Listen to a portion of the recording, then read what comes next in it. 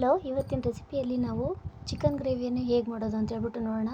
ಮೊದಲಿಗೆ ಇಲ್ಲಿ ಸ್ವಲ್ಪ ಶುಂಠಿ ಬೆಳ್ಳುಳ್ಳಿ ಪೇಸ್ಟು, ಅರಿಶಿಣ ಪುಡಿ, ಅಚ್ಕಾರದ ಪುಡಿ ಹಾಗೂ ಉಪ್ಪು, ಸ್ವಲ್ಪ ಮೊಸರನ್ನ ಹಾಕಿಬಿಟ್ಟು ಚೆನ್ನಾಗಿ ಕಲಸಿ ಮ್ಯಾರಿನೇಟ್ ಆಗೋವರೆಗೂ ಇಡೋಣ. ಇಲ್ಲಿ ನೋಡಿ, ಈ ರೀತಿ ಚೆನ್ನಾಗಿ ಕಲಿಸ್ಬಿಟ್ಟು ಮ್ಯಾರಿನೇಟ್ ಆಗಲಿಕ್ಕೆ ಬಿಡಬೇಕು.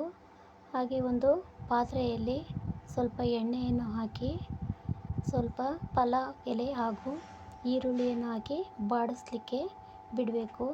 ಹೀಗೆ ಈರುಳ್ಳಿ ಬಾಡಿದ ನಂತರ ಇಲ್ಲಿ ಸ್ವಲ್ಪ ಶುಂಠಿ ಬೆಳ್ಳುಳ್ಳಿ ಪೇಸ್ಟನ್ನು ಹಾಕ್ಕೊಂಡು ಟೊಮೊಟೊ ಪ್ಯೂರಿಯನ್ನು ಕೂಡ ಸೇರಿಸ್ಕೋಬೇಕು. ಹಾಗೆ ಮ್ಯಾರಿನೇಟ್ ಮಾಡಿದಂತಹ ಚಿಕನ್ ಪೀಸ್ಗಳನ್ನು ಸೇರಿಸ್ಕೊಂಡು ಸ್ವಲ್ಪ ಕೈ ಆಡ್ಕೊಳ್ಳೋಣ. ಹಾಗೆಯೇ ಒಂದು 10 ನಿಮಿಷ ಹಾಗೆಯೇ ಇದನ್ನು ಬಾಡಿಸ್ಲಿಕ್ಕೆ ಬಿಡಬೇಕು. ನೋಡಿ, ಸ್ವಲ್ಪ ಅಚ್ಕಾರದ ಪುಡಿ, ಧನಿಯಾ ಪುಡಿ ಹಾಗೂ ಗರಂ ಮಸಾಲವನ್ನು ಸೇರಿಸ್ಕೊಂಡು ರುಚಿಗೆ ಸ್ವಲ್ಪ ಉಪ್ಪನ್ನು ಹಾಕಿ ಮೇಲೆ ಸ್ವಲ್ಪ ರುಚಿಗೆ ಮೆಂತ್ಯ ಸೊಪ್ಪನ್ನು ಉದುರಿಸಿದ್ರೆ ಇಲ್ಲಿ ನೋಡಿ ರುಚಿಯಾದಂತಹ ಚಿಕನ್ ಗ್ರೇವಿ ರೆಡಿಯಾಗಿದೆ.